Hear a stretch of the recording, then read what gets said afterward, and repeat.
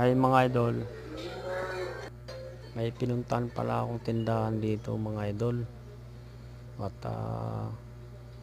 may bibilin nga akong sanang reel at saka yung fishing rod nya. Tapos yung pamain o yung lure nya. Kaya lang itong tindahan na napuntahan ko, yung naabutan ko lang yung mga fishing rod nya. Wala yung reel at saka yung ibang mga pamain o lure.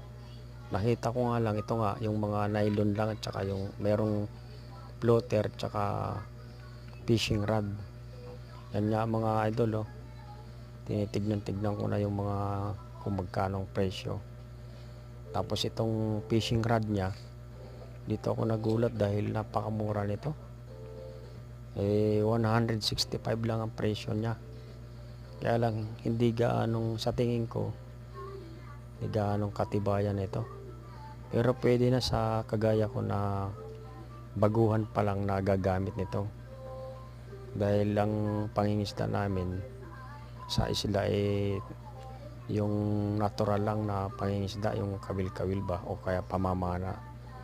Tapos yung ganito, ngayon ko lang susubukan yung ganitong pangingisda na gamit yung fishing rod.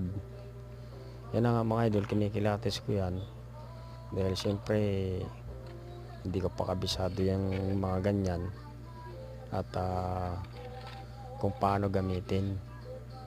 Pero matututunan naman yan pagka tumagal na. Kaya para sa akin mga idol, dahil nga baguhan lang ako, pwede na itong mumurahin. Sa halagang 165 may fishing rod ka na. Ayun ganito. Kasi itong pinagbilhan ko, mga local lang yung mga binebenta niya. Yung haba pala nito nasa 2 metro ang haba nito. Medyo magaang lang siya at komportable gamitin. Pang start o sa mga baguhan ng gaya ko, para sa akin pwede na to. Bago maghanap na lang ako ng reel,